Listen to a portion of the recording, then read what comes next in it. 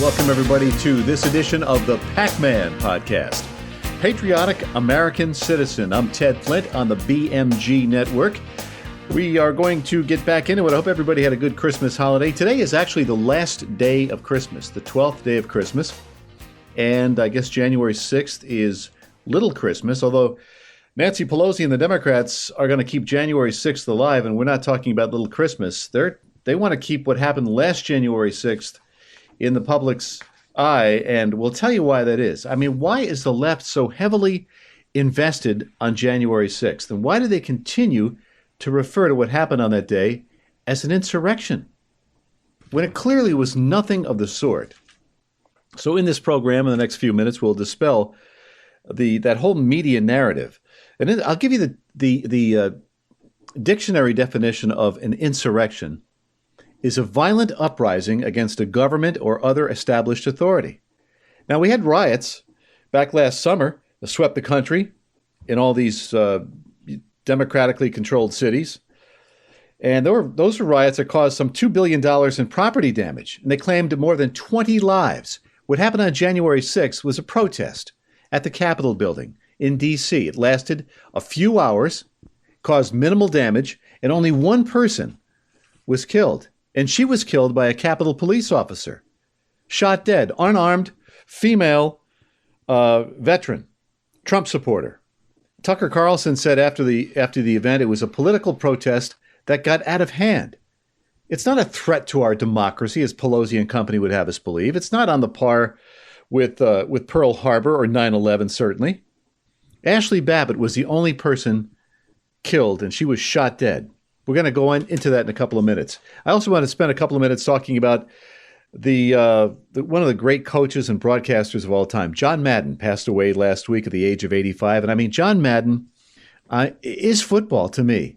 He made it so much fun to listen to those NFL games in the 80s and 90s. There was nobody like John Madden. And he's somebody who put his heart and soul into everything he did. He was a coach. He coached the Oakland Raiders for 10 years. I mean, he gave it everything he had. He loved his players, so much so that he couldn't coach anymore. It took too much of a toll on him. He had heart issues, and he couldn't separate himself from his players. Unlike some other great NFL coaches, Tom Landry, one of them, who was a brilliant tactician, but he was kind of aloof, kept a distance from his players because he knew he had to make tough decisions. He had to cut a lot of those players, and he didn't want to get too close to them. Madden did. He got close to his players. They loved him. He worked at all the major networks, but his 20-plus years with former Giant great Pat Summerall were the most memorable. And he was a large man in more ways than one, larger than life. So we'll talk about him as well. And, of course, we'll talk about, well, let's start with Andrew Cuomo. Former Governor Cuomo has been cleared of charges he caused the deaths of over 15,000 nursing home patients during the onset of this pandemic. Now, I'm not surprised by that. Not at all.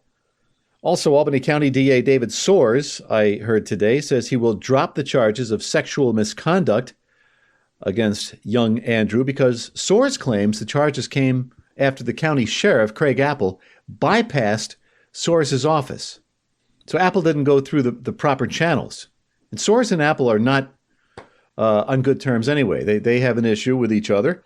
So Cuomo remains free. And I'm thinking, what about the alleged victim or victims? Will they ever get justice? Probably not, because they are not politically connected like Cuomo is. And all the parties involved are Democrats. And Democrats, as we know, take care of their own. Now, you can bet if Cuomo had an R or a C in front of his name, he'd be charged the way Rensselaer County Executive Steve McLaughlin is charged with misappropriating campaign funds. President Trump, how many times has he been sued? He's facing all kinds of lawsuits. I mean, a federal judge just tossed out a couple of those lawsuits on Friday. So Trump is so far, nobody's been able to pin anything on him because he hasn't done anything wrong.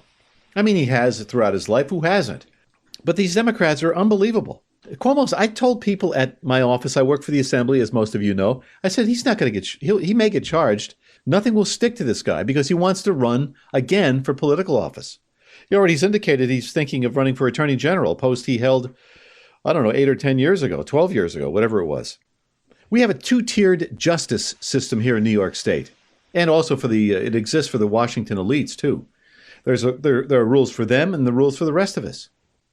So Cuomo walks free, at least for now. I mean, I don't think anything's going to come of it, but that's the way things roll. That's the way things are in Albany. That's why people are so ticked that some of these people who commit wrongdoing never, ever face charges when they commit crimes. Hillary Clinton is one. I wrote a piece on this. It's on the PAC perspective at the BMG network. Look it up. Go to the PAC perspective. We have a guy here locally. He's on the school board.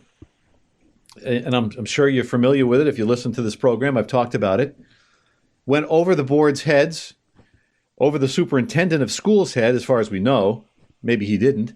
He went right to the board of the Commissioner of Education and said that the Cambridge Indian mascot has got to go. Even though we elected 2 pro-mascot members to the Board of Education over the summer, this guy took it upon himself to say, well, forget about what the people want or what they voted for. I know better. And he's, they talked about a censure, but there he is sitting on the board. So I want to jump back to January 6th, 2021, and let's dispel a couple of myths here. Because I think there's a lot of misinformation out there, and I think a lot of people believe what they hear and what they read and what they see on TV, certainly. And Ashley Babbitt was the only one killed. She was an unarmed supporter of Donald Trump. She was shot and killed. And this is critical to understand about what happened on January 6th. Calling it an insurrection is a hoax.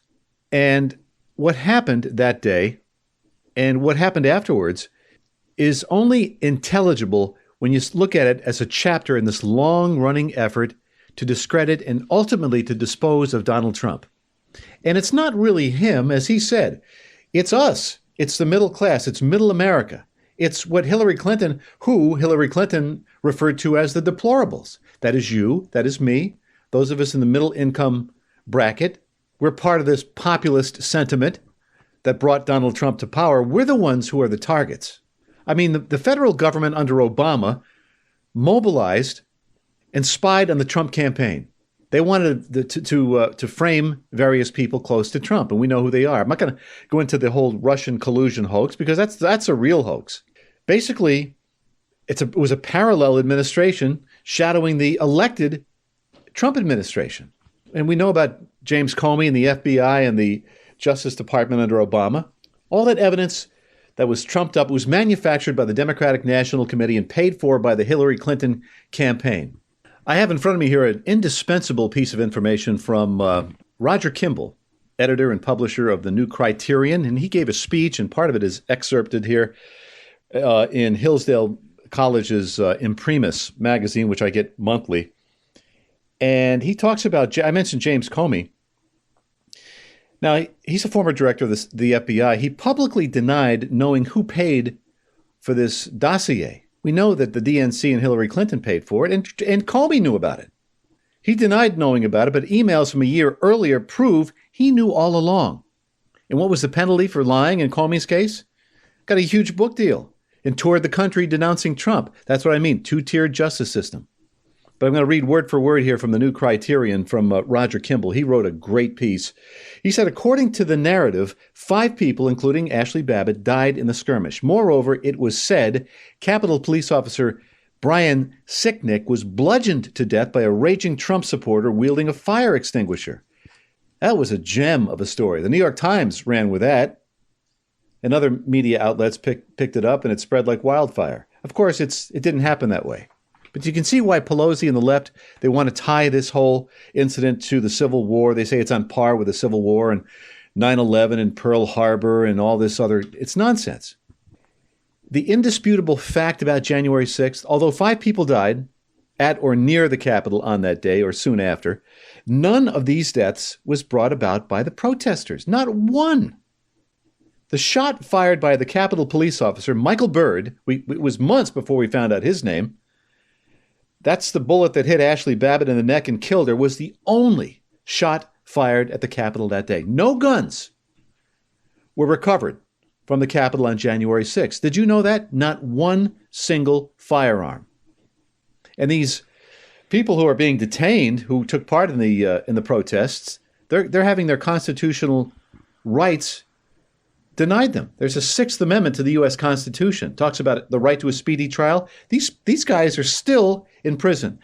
Many of them in solitary confinement, still waiting to be brought to trial. That's what happened on January 6th. You're not hearing about that narrative. All right, on to the passing of former NFL coach, and I mentioned this longtime broadcaster John Madden. And by the way, in a couple of minutes, I want to play a piece of audio by this gentleman he was big in around 08, 09. Frank Caliendo does great impersonations. And I think Madden is his best one, but he does Charles Barkley, a great George W. Bush. And he did an imitation of the late John Madden on the Letterman show. He was on Letterman 2 or 3 times doing Madden, but the first one, it's unbelievable. This guy had the mannerisms, the voicing just right down pat. Anyway, John Madden, to me, I would look forward to those Fox games on Sunday after church. We'd get home and we'd turn on the TV, and he and Summerall would make the game interesting. Summerall was a straight guy, and Madden with the X's and O's, he'd draw all these diagrams, and he was just so much fun to listen to. And we don't have that nowadays. Troy Aikman's a great guy. He's a good broadcaster, good color guy. Joe Buck does a fantastic job. A lot of great broadcasters, but there was nobody quite like John Madden. So this is from the David Letterman show. I want to say it goes back to about 2008, 2009. Frank Caliendo. Good to have you on the show. Nice to see you. How are things going? Pretty good, Dave. I mean, there's a lot of places you could be, but I mean, anytime you're in a place like this, you think, I mean, things start to get. You want to be in a funny place, and this is one of those funny places. And if for another place it's not as funny, you think, I mean, why am I in that place? What I wanted to be was in a funny place, and boom, I mean, I'm in it right now, Dave. Good. Thank you. Well, it's an exciting time for you and football. I mean, you're in the Hall of Fame, and you went to a new network and everything. How's all that going? Yeah, I mean, a new network. I mean, you wouldn't know about switching networks, Dave, but I mean, it's just one of those things that, you go to a different place and you do different things. Still working with Al Michaels, of course, the greatest announcer in the world, if you don't count like 30 or 40 other guys. Right. He stands on a box to be the same height as me, but I mean, it's great working there and great doing what we're doing there and doing the things we do, and as long as we keep doing them, I mean, that's all about. Yeah, it is. I mean, it's like the hokey pokey. You put your right foot in, you take your right foot out, you put your right foot in, you shake it all about. You do the hokey pokey and you turn yourself around. Boom. That's what that's all about, Dave. Now, Coach, do you mind if I call you Coach? I mean, coach is fine. I think coaches are, right.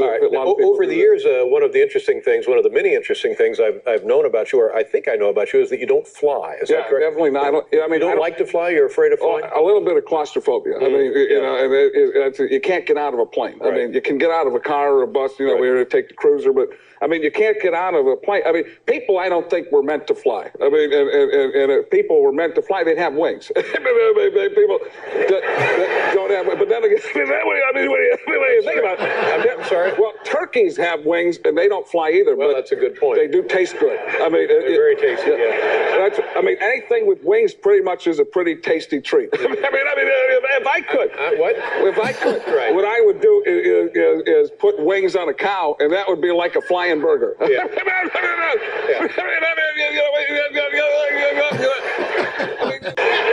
Now, do you mind if I ask you a couple of football questions? And I watch the game, and I don't pretend to understand it, but I enjoy it. But same thing with me.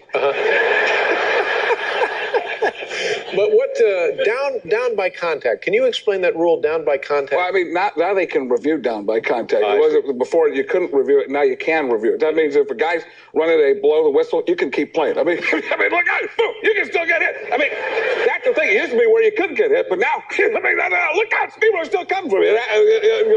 You realize that could be a potential hazard to people, but at the same time, you've seen a guy lose the ball before, and now the other team can get the ball even after the whistle's blown. Yeah. At least those are the notes I've gotten. Yeah. Now, that's Frank Caliendo and his imitation of John Madden. Absolutely brilliant. I think that was from about 2008, 2009. I wanted to end the program on that note, on an up note, but a couple of things I forgot here regarding COVID. I mean, how can you do a show? I guess you could do a show and not mention COVID, but I read today on WorldNet Daily that over 1 million COVID vaccine injuries are now being reported on the CDC's database. These are events due to COVID-19 vaccines, and that the number has surpassed 1 million. The Vaccine Adverse Events Reporting System, known as VAERS, reports as of December 24th, there were 21,002 COVID vaccine deaths, 110,609 hospitalizations, along with a total of 1,227,000 COVID vaccine adverse events, which is frightening. And I also read a government report today, also on WorldNet Daily, that says 95% of the Omicron cases are among the vaccinated. That's a frightening thought. I mean, we're being told continually, the president said today or Monday, as we record this, that everybody should go out and get vaccinated and get your boosters and all that. But 95% of the Omicron cases, according to the government, are people who've been vaccinated. So anyway, and you know, this thing is real. I'm not a COVID denier. We had a gentleman younger than me passed away over the weekend, and he worked in our automation department, worked on computers, nicest guy in the world. And he had been battling COVID for a few days, and he passed away. I think he was in his mid-50s. So it is real. So you got to be safe, be careful, but, you know, use your common sense. That's all. If you want to hear all the fine shows we have for you on the BMG Network, you can go to bmgnetwork.com, and you can check out the Ken Burns Show, the Adrian Ross program, and this show as well. And my daughter just did a show today. My daughter, Madeline, did The Essentials, and she does that show, I guess, periodically, once a week, once every couple of weeks. She's a student at SUNY Albany.